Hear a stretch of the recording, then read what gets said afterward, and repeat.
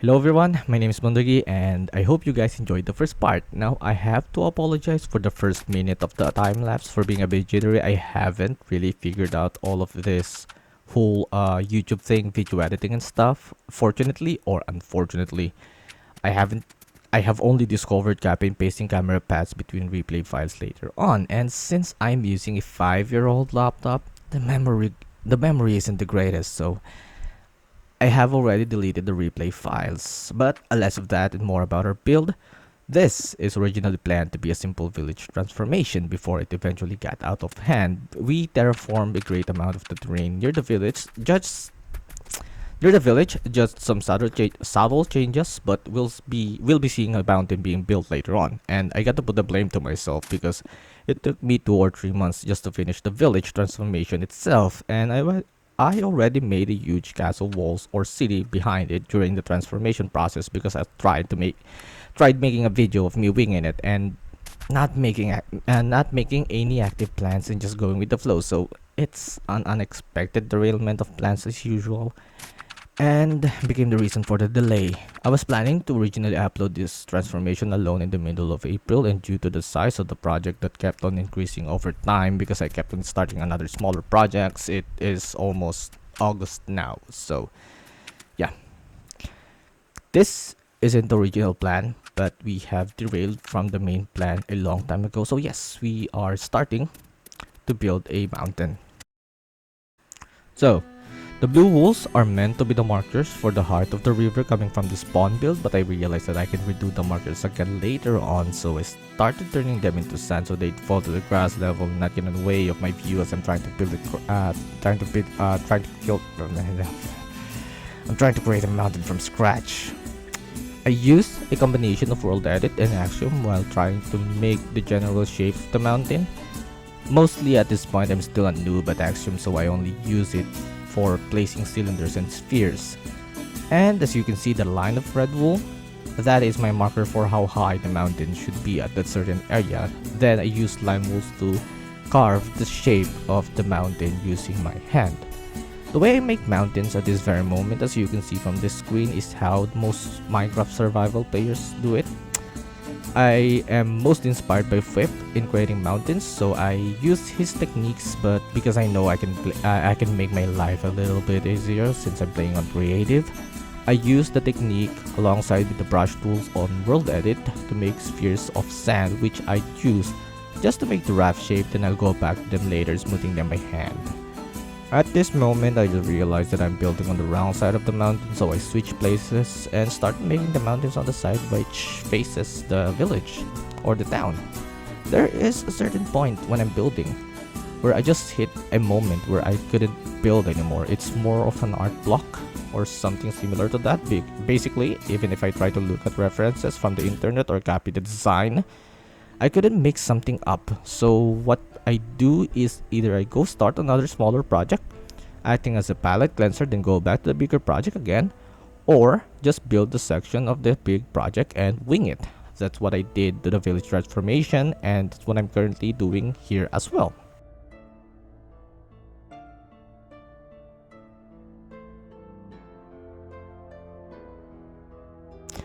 At this point, it's already 2 hours of me blasting music on my playlist while hearing the placement of walls and grass blocks, so I just decided to connect the floating mountain to the land using World Edit brush. Then I smoothed down the land near the wheat field, as in the future I'll expand the wheat field, and then proceeded to make a divider between the villager outpost and the land owned by the town.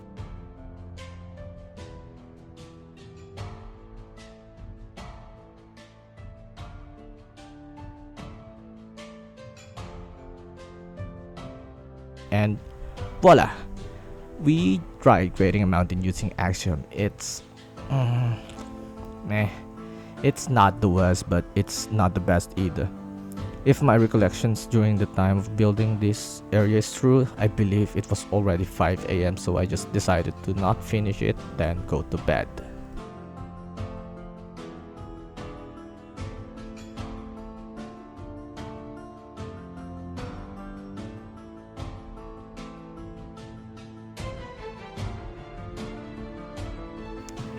Then, on the other day, I gave it another go and bam! It has an exclamation mark, so bam! We have something decent mountain. We have a somewhat decent mountains, which needs some tweaking from here and there. Then I decided again, which with the side projects, there is a fresh brain with creative juices running, and the mountain shape isn't that interesting. I mean, I'm building a mountain only to act as a backdrop for some sort and to make the existence of river make sense, but it's a wasted opportunity to not make it a mountain, make this mountain a little interesting than the rest. So here's what I did. I had this idea about an ancient civilization of mages. Maybe they are connected with the origins of the ruins in the spawn build. Maybe they aren't. Are these ruins older than the ruins in the spawn, or is the spawn older than this? Which came first? Which came first, the egg or the chicken? It gives a question into the lore of the ancient world in our Forever Creative World project, and I am into that. But right now, if I went ahead and started on creating these ruins sitting near the peak of this mountain, I'll just extend the building time, and I'm afraid that this video will come out at the end of this year, so that side project will be the future me's problem, and right now I'm just building the blank canvas of the said ruins, which will give way to me building it soon. So these ruins are left by the ancient mages of this world. With their magic, they can move mountains, shape them with their sheer will alone. They hold spells lost in time, spells that reshape the worlds, control the weather, and molds the environment fitting to their liking. They created natural walls by lifting the ground on this land, and the peak of the mountain is an example of it. At this current time, the modern people do not know the true purpose of these lands lifted. Some say they are built for protection like walls of some sort. Some say they are made into these shapes to catch the rainwater. A lot of debate from the modern archaeologists circle around this very mountain, but the one argument that won amongst many is the one that has given the mountain its name, the Raincatcher Mountain. Wow, it doesn't sound good at all. I thought it was good when I'm writing this script, but that'll be a placeholder name for now, I guess. So it's July 26th already. I just finished writing this script and recording it now. After I finished the mountain like 3 days ago, I started on writing the description of this town and just started recording now. I said I finished the mountain, but really just the part that is visible when you're inside the town. So yeah, I had the story in mind for this one. I'd like to make civilizations mirroring our world, not accurately, but the sizes of civilizations and stuff. So I looked into the internet and found a post. History isn't my field of expertise. I'm not entirely sure if this one is true, but it stated the differences between medieval time villages, towns, and cities. A village mostly contains 10 to 30 families, towns have 100 to thousands, and cities have more than that.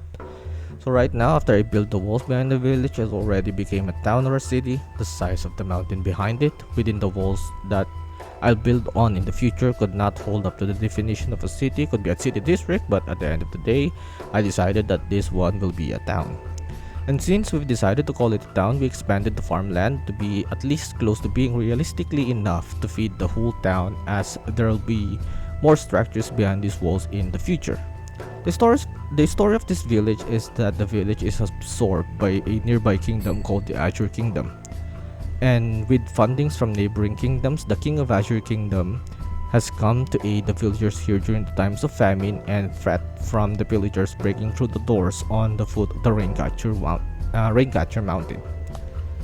And within only a year of planting their banners in the village, they have the town almost built already by the aid of the kingdom's secret weapon, their alchemists and their iron golems. Currently, it doesn't make any sense to put the gate entrance of the town behind the village, but this village is actually the back end of the town, where the main entrance will be in the far south, but less of that for now. It was March when I started building this, and I got to admit, it's not that interesting to look at now. There are some parts that I might change in the future or just skip it like that to also see for myself the progress I had on building houses in towns. It's a bit crowded, but as you can see, the houses are mostly clustered around one another. I had this idea that each family, or at least most villagers who are related to each other, have built their houses close to their relatives, so we can tell that the people on the houses close to each other are related to each other. Moving to the marketplace, we did saw market stalls being built at the entrance of this village, but the main marketplace for the villagers is found here. There is a bit of an empty spot on the lower left here. I'll just make that a future me problem. So yeah, moving on. So let's move towards the lumber mill. For now, this is a temporary lumber mill since the trees within the area will run out eventually. The building might be repurposed into something, I don't know. This town will be forever in a work in progress state. Its finished state will never see the dawn of time, so yeah. One of the things that you'll first see at the entrance is a small building connected to a water wheel. This building has a tank outside which contains green liquid. The alchemist has created a special liquid.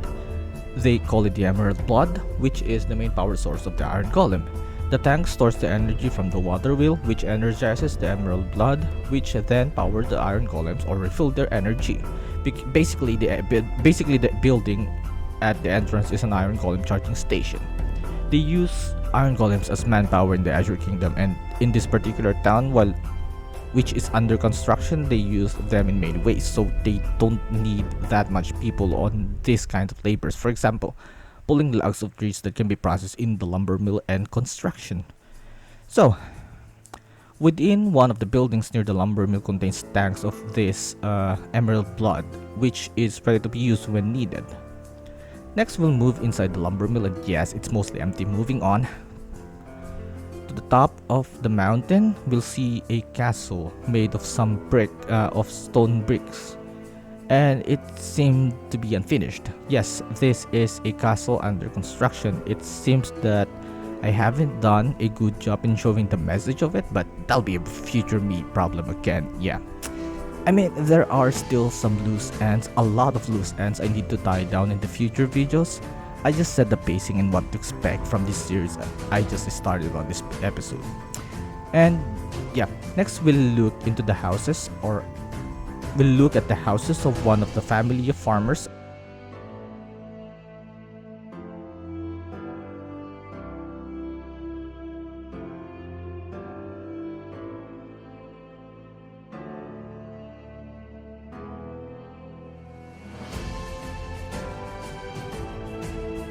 As you can see, their houses aren't that grand and only have wooden planks and slabs for the roofing. I'd like to show that these farmers are peasants, so they aren't in a good living condition and couldn't afford fancy roofings. And we have two structures near the house. They have fancy roofings. The first one is a storage space for the hay bales.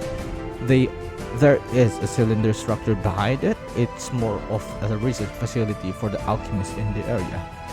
Then next we have a mill for grinding grains of wheat into flour. So this is one of the main producers of flours in the town. There is this drawing of medieval flour mill on Pinterest I found. I just tried and copy it using the best of my abilities, and instead of it being run by a windmill, I decided that it is being run by iron golems pushing a mechanism underground. So moving on.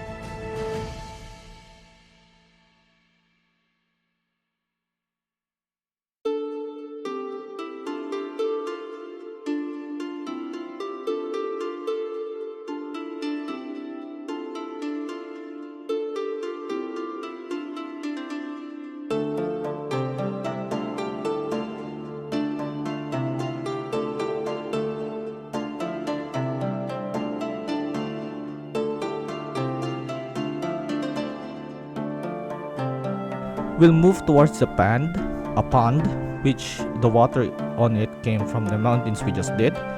The sea of yellow is kind of becoming a sore in my eyes. So what I did is try to section it using a combination of custom trees and vanilla oak trees. I think I did. I think it did its job of sectioning the wheat field, and it also acts as a resting area for a and it acts as a resting area for farmers in a very hot day as well. And also it has a park. It holds the path towards another farmer's house. There is another family of farmers near the wheat field which we'll visit next. It has a shed for carts, and also the head of the family of these farmers knows blacksmithing. So when they need repairs on the carts and other tools, they have this furnace for them to use.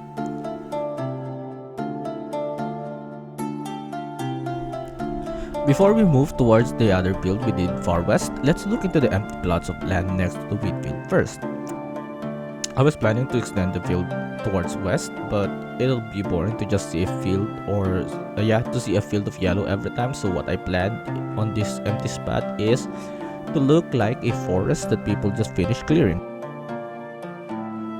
So soon this place will have tree roots still on the ground, maybe tents for lumbers and carts full of logs and carts that is waiting to be loaded with logs. That's another side project I need to do, and the list just goes on.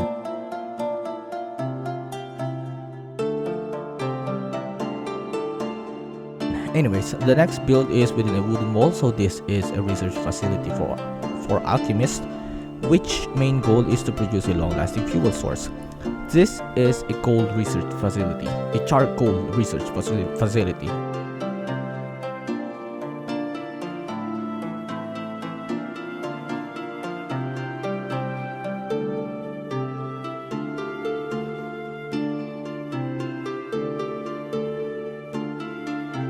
And right now they have discovered a way to dry out tree logs, which they can use for a better fuel.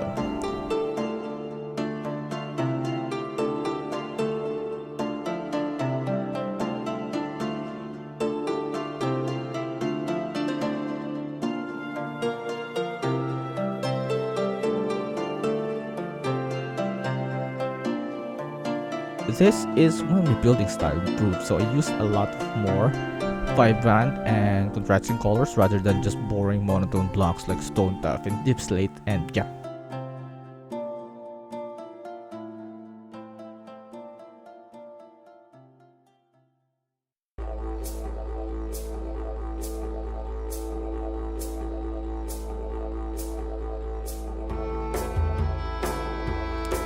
Before we end the video, I'd like to show you guys the spawn build that I was talking about before by following this line of blue walls. This is soon to be a river, by the way. You'll see later the mountain build on spawn. It is somewhere around 10-20% finished as of the time of the recording. I worked on it since last year, but having a huge project like that burns me out the most, so I decided to start the series on a smaller project. Well, the past me would hit me in the head with a baseball bat, because what we started isn't something people call a small project at all. So yeah, this is a mountain build, or that is a mountain build, and on top of that is a waterfall. I'm currently deciding whether to change the biome from snowy tundra to mountain biome, or anything that doesn't have snow, or just let the biome freeze the waterfall, and let's play on that as we create the lore of it. Before we continue our visit to the main attraction of the spawn build, we'll look into the village first. So I already covered the area around it with a mountain. I have a plan on that and is currently working on it. So yeah, let's just enjoy our flight in our unfinished spawn build, and I wouldn't talk about it for now. I just want to show it off, and since it is not the main purpose of this episode, I've decided to just give you guys a sneak peek of it.